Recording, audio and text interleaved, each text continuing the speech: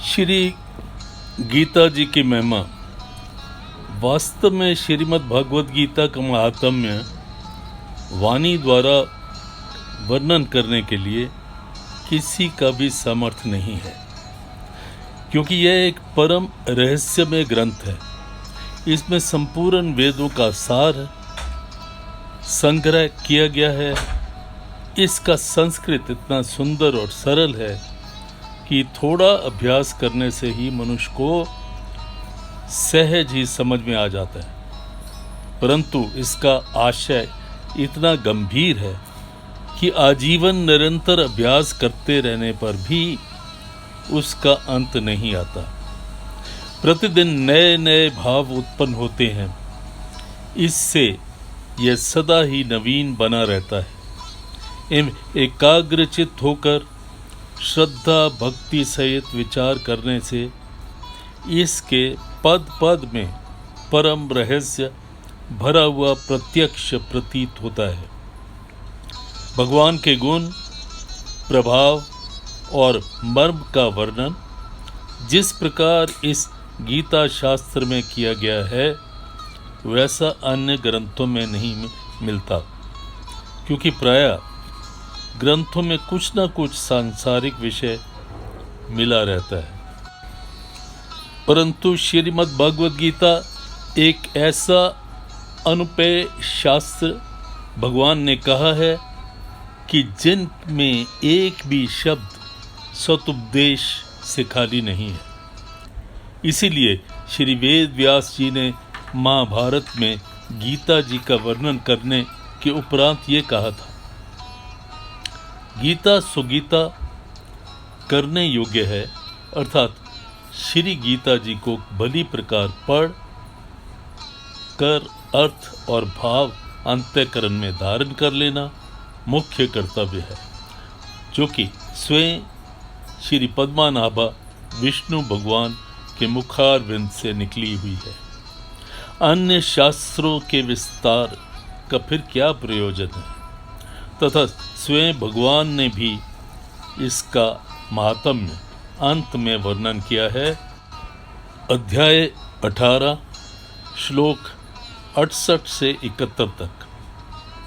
इस गीता शास्त्र में मनुष्य मात्र का अधिकार है, चाहे वो किसी भी वर्ण आश्रम में स्थित होवे, परंतु भगवान में श्रद्धालु और भक्ति युक्त अवश्य होना चाहिए, क्योंकि अपने भक्तों में ही इसका प्रचार करने के लिए भगवान ने आज्ञा दी है, तथा यह भी कहा है कि स्त्री, वैश्य, शूद्र और पाप योनियों वाले भी मेरे परायण होकर परम गति को प्राप्त होते हैं एवं अपने अपने स्वाभाविक कर्मों को करते हुए मेरी पूजा करके परम सिद्धि को प्राप्त होते हैं।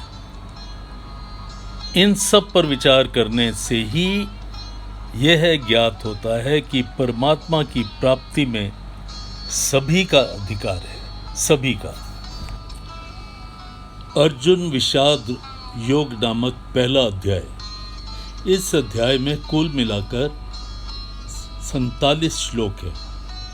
श्लोक 1 से 11 तक दोनों सेनाओं के प्रधान शूरों वीरों की गणना और सामर्थ्य का कथन। श्लोक 12 से 19 तक दोनों सेनाओं की शंख ध्वनि का कथन। श्लोक 20 से 27 तक अर्जुन द्वारा सेना निरीक्षण का प्रसंग और श्लोक 28 से 47 तक मोह से व्याप्त हुए अर्जुन के कायरता, स्नेह और शोक युक्त वचन। भगवत गीता के पहले अध्याय के विषय में लोग क्या प्रश्न पूछते हैं? क्वेश्चन: भगवत गीता के पहले अध्याय से क्या समझ में आता है? इसका सार क्या है? श्री कृष्ण अर्जुन के सारथी हैं। अर्जुन श्री कृष्ण को कहते हैं कि मेरा रथ दोनों सेनाओं के बीच में ले जाकर खड़ा कर दो। याद रहे कि कृष्ण सिर्फ सारथी ही नहीं परंतु सलाहकार भी है, कंसल्टेंट भी है। दूसरा प्रश्न, भगवत गीता के पहले अध्याय से हमें क्या सीख मिलती है? वो ऐसी बात है कि इंसान जो भी चाहता है वह उसे प्राप्त नहीं कर सकता, क्योंकि वो इसके काबिल नहीं है, वो उसे डिज़र्व ही नहीं करता। जब कोई अभिमान की वजह से, ईगो की वजह से सोचता है कि उसे वो चीज़ मिलनी ही चाहिए, तो वो किसी भी तरह दूसरों की अनदेखी कर देता है, जैसे कि दुर्योधन इसकी एक बड़ी एग्जाम्पल है, एक उदाहरण है। अब प्रथम अध्याय श्लोक 1 से।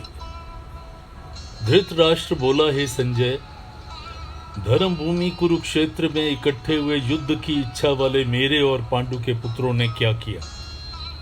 इस पर संजय बोला, उस समय राजा दुर्योधन ने व्यूह रचना युक्त पांडवों की सेना को देखकर और द्रोणाचार्य के पास जाकर यह वचन कहा, हे आचार्य, आपके बुद्धिमान शिष्य द्रुपद पुत्र धृष्टद्युम्न द्वारा व्यूहाकार खड़ी की हुई पांडु पुत्रों की इस बड़ी भारी सेना को देखिए। इस सेना में बड़े बड़े धनुषों वाले युद्ध में भीम और अर्जुन के समान बहुत से शूरवीर हैं, जैसे कि सात्यकी और विराट तथा महारथी राजा द्रुपद, और धृष्टकेतु, चेकितान और बलवान काशीराज, पुरुजित, कुंतीभोज और मनुष्यों में श्रेष्ठ शैव्य, और पराक्रमी युद्धामन्यु तथा बलवान उत्तम मौजा, सुभद्रा पुत्र अभिमन्यु और द्रौपदी के 5 पुत्र, ये सभी महारथी हैं। हे ब्राह्मण श्रेष्ठ, हमारे पक्ष में भी जो प्रधान हैं उनको मैं आपसे बताता हूँ, समझ लीजिए। आपके जानने के लिए मेरी सेना में जो सेनापति हैं उनको कहता हूँ, एक तो स्वयं आप और पितामह भीष्म तथा करत तथा संग्राम विजयी कृपाचार्य तथा वैसे ही अश्वत्थामा, विकर्ण और सोमदत्त का पुत्र भूरिश्वा तथा और भी बहुत से शूरवीर, अनेक प्रकार के शस्त्र अस्त्र से युक्त, मेरे लिए जीवन की आशा को त्यागने वाले, युद्ध में सब चतुर हैं। और भीष्म पितामह द्वारा रक्षित हमारी वह सेना सब प्रकार से अजय है, और भीम द्वारा रक्षित इनकी सेना जीतने में सुगम है। इसलिए सब मोर्चों पर अपनी अपनी जगह स्थित रहते हुए आप लोग सब के सब ही निसंदेह भीष्म पितामह की ही सब ओर से रक्षा करें। इस प्रकार द्रोणाचार्य से कहते हुए दुर्योधन के वचनों को सुनकर कौरवों में वृद्ध बड़े प्रतापी पितामह भीष्म ने उस दुर्योधन के हृदय को में प्रसन्नता उत्पन्न करते हुए उच्च स्वर से सिंह की नाद के समान गरज कर शंख बजाया। उसके उपरांत शंख और नगारे तथा ढोल, मृदंग और नरसिंगे आदि बाजे एक ही साथ बजे। उनका वह शब्द बड़ा ही भयंकर हुआ। इसके अनंतर सफेद घोड़ों से युक्त उत्तम रथ में बैठे हुए श्री कृष्ण महाराज और अर्जुन ने भी अपने अलौकिक शंख बजाए। उनमें श्री कृष्ण महाराज ने पांचजन्य नामक शंख बजाया और अर्जुन ने देवदत्त नामक शंख बजाया।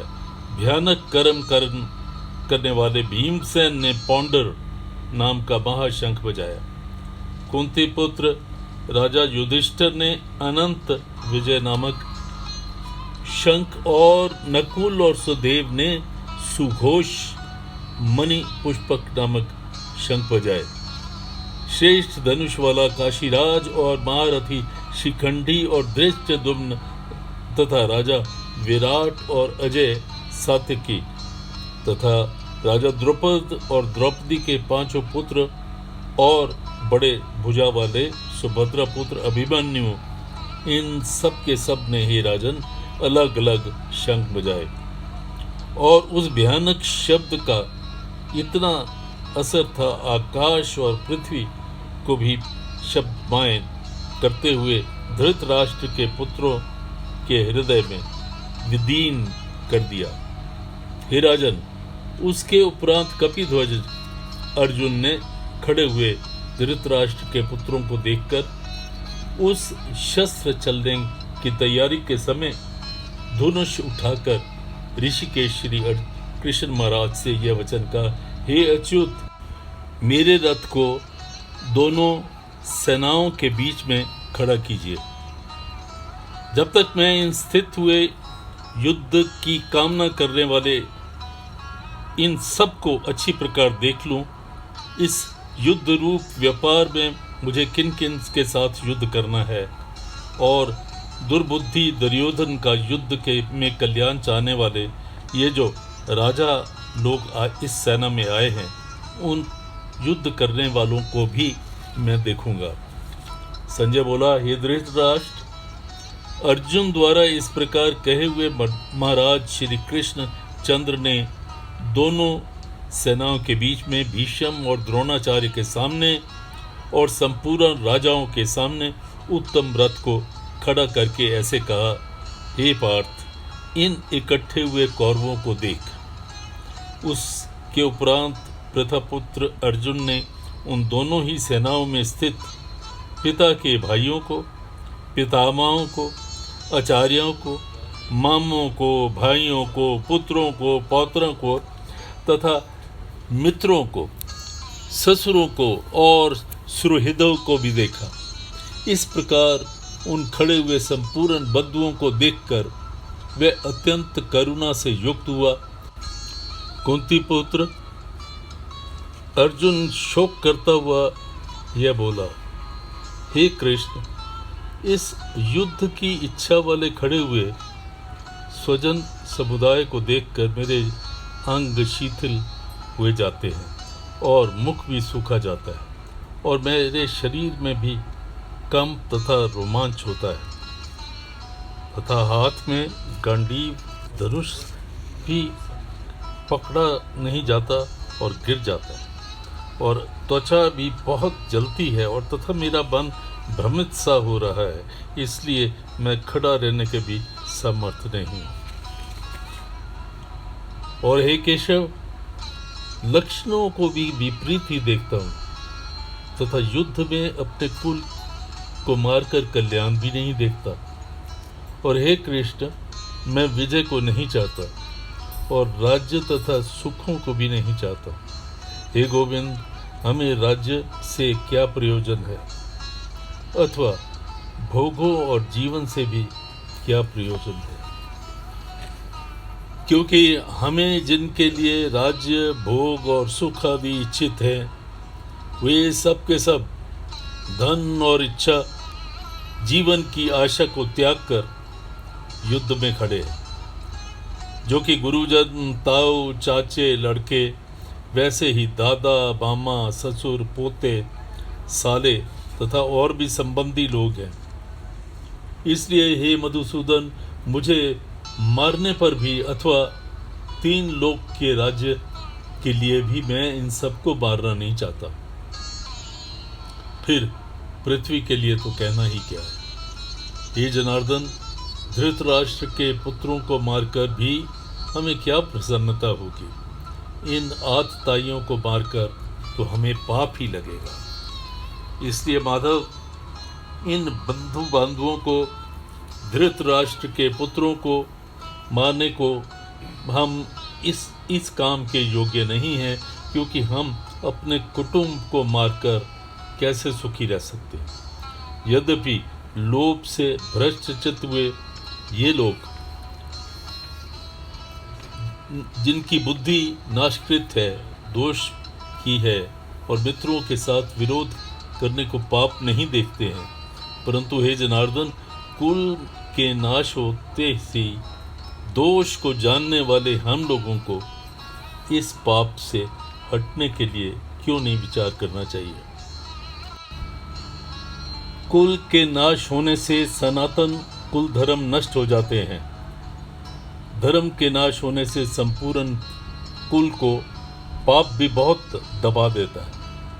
तथा हे कृष्ण, पाप से के अधिक बढ़ जाने से कुल की स्त्रियां दूषित हो जाती हैं, और हे वार्ष्णेय, स्त्रियों के दूषित हो जाने पर वर्ण संकर उत्पन्न होता है, और ये वर्ण संकर कुल घातियों को और कुल को नरक में ले जाने के लिए ही होता है। लोप हुई पिंड और जल की क्रिया वाले इनके पितरलोक भी गिर जाते हैं, और इन वर्ण संकर कारक दोषों से कुल स्त्रियों की सनातन कुल धर्म और जातियां नष्ट हो जाती हैं।